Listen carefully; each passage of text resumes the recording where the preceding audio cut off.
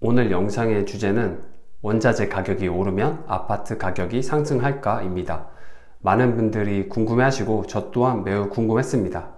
과연 얼만큼 오를까? 원자재 가격이 30%, 80% 오른다고 하는데 그럼 부동산 가격에는 얼만큼 영향을 미칠까? 매우 궁금해 했을 텐데요. 이번 영상을 통해서 궁금증을 해소했으면 합니다. 다들 아시는 것처럼 올해 초부터 원자재 급등으로 인해서 분양가가 오를 거라는 기사들이 연일 쏟아졌는데요. 사실 그 공급망 이슈 때문에 지금 원자재 가격이 오르는 거고, 그 도화선 역할이 된 게 그 이전에 코로나도 있었겠지만 러시아 우크라이나 전쟁이었다고 생각을 합니다. 그렇지만 우리가 지금 확인해야 될 상황은 과연 이 분양가가 얼만큼 오르고 기존의 아파트들이 얼만큼 가격이 상승될까, 그 부분을 예측하는 건데요. 하나하나 제가 설명을 해 보겠습니다. 아시는 것처럼 원자재가 오르면 그 최종 제품은 오를 수밖에 없습니다. 예를 들면 치킨 값이 인상하면서 그 농장에서 사육되는 닭, 그리고 인건비 상승으로 인해서 혹은 기름값 상승으로 인해서 물류비가 증가가 되고, 그리고 그 종합적인 제품을 만드는 그 비용이 상승을 하면 고스란히 그 최종적으로 소비자가 구매하는 후라이드 치킨, 양념 치킨이 가격이 상승하게 되는 거죠. 그리고 아시는 것처럼 한번 올라버린 치킨 값이 웬만해선 내려오지 않습니다. 그리고 우리는 그것을 너무나 잘 알고 있죠. 아파트 같은 경우도 한번 올라버린 아파트 가격이 신고가 대비해서 하락을 하는 경우가 거의 많지는 않다고 보여지고요. 물론 그에 따른 조정은 있지만 분양가 밑으로는 어지간해선 내려가진 않다라는 걸 잘 알고 있죠. 사람들이 살고 싶어하는 지역에 있는 아파트라면 더더욱 가격이 하락할 일은 없습니다. 여기서 많은 분들이 좀 혼돈하거나 혼선해서 생각하시는 게 있는데, 같은 아파트라도 층에 따라서 동에 따라서 가격은 몇 억 정도 차이가 납니다. 그래서 우리가 다양한 거래 건수가 있어야지 그 아파트 단지의 평균적인 가격을 책정할 수 있는데, 최근 1년 동안은 거래량이 미비하다 보니까 어떤 특정 아파트의 가격을 산출하는 게 좀 쉽지는 않은 것 같습니다. 먼저 원가 구조를 살펴봐야 되는데요. 아파트 하나를 짓는데 크게 원가 구조를 보면 4개로 구성이 되어 있습니다. 재료비, 노무비, 현장 경비, 외주비입니다. 그 중에서 재료비는 약 30%를 차지하는데요. 그래서 실질적으로 이 건축자재, 원자재 상승에 노출되어 있는 공사 원가는 재료비입니다. 그 공사 원가의 약 30%를 차지하고 있는 이 재료비가 원자재 상승에 노출이 되어 있습니다. 재료비의 비중을 보면 레미콘 시멘트가 25%, 철근이 20%, 승강기 테이블 15%, 그리고 기타 건축자재들이 40%로 구성되어 있습니다.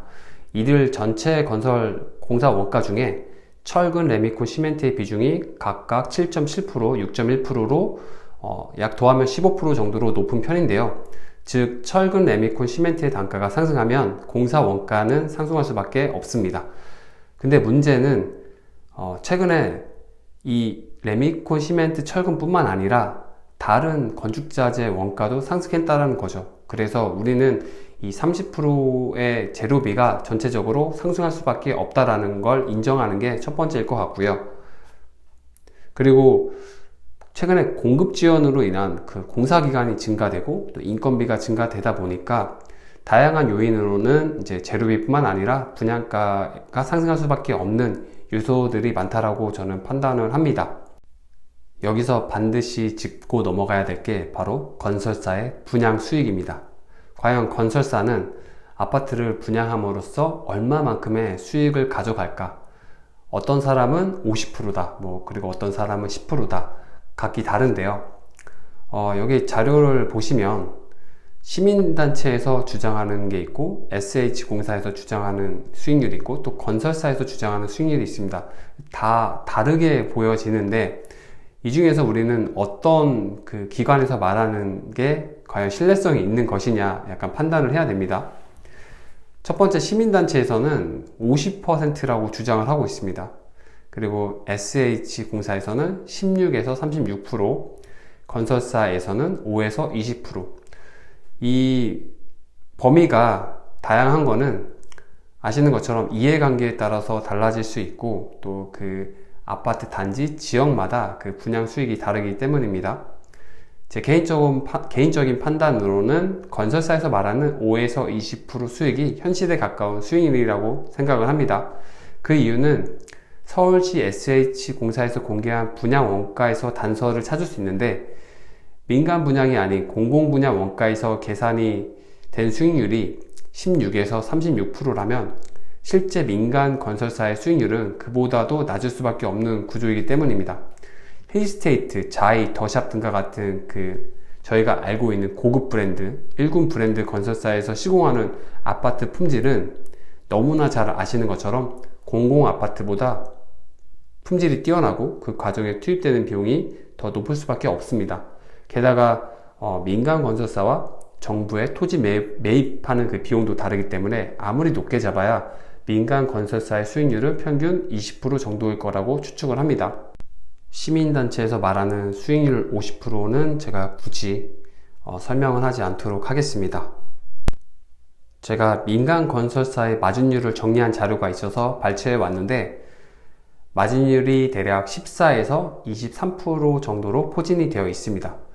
먼저 럭스오션 SK뷰를 보시면 여기가 1114대인데 마진율은 14.7%고요. 송도 자이 더스타의 경우 23.8%, 그리고 크리스탈 오션 자이의 경우 19.4%, 아크베이의 경우는 18.6%입니다. 각 단지마다 마진율은 다르지만 우린 여기서 대략적으로 마진율은 평균적으로 한 20% 정도로 추정이 된다라고 판단을 할 수 있을 것입니다. 끝으로 제가 판단한 결론을 말씀드리자면, 결국에 최근 2년 동안의 원자재 가격 상승, 공사기간 증가, 인건비 증가에 따른 분양가 가격 인상은 피할 수 없다, 불가피할 것으로 보인다는 거고요. 이 분양가 가격은 크게 세 가지로 나뉘어질 것 같습니다. 기존에 분양가가 높았던 지역이 있고, 그리고 중간 정도 되는 4억에서 5억 원 정도 되는 지역이 있었을 테고, 그리고 한 2, 3억대에 상대적으로 낮았던 분양가 지역이 있었을 텐데요. 이 세 가지 지역의 그 분양가 인상폭은 각기 다를 것이라고 판단이 됩니다. 아시는 것처럼 9억 원 이상, 10억 원 이상 되던 그 고분양가 지역들은 상대적으로 이 분양가 인상폭이 높진 않을 것 같고요. 중간 정도 되는 그 중위 정도의 분양가 지역, 예를 들면 한 5억 원 정도, 6억 원 정도 됐던 지역들은 일부 원자재 인상분을 반영할 것이라고 생각이 되고, 그리고 상대적으로 저렴하게 책정된 2억에서 3억 중반 정도의 그 분양가 지역들이 있어요. 경기도 외곽이라든가 지방의 아파트들.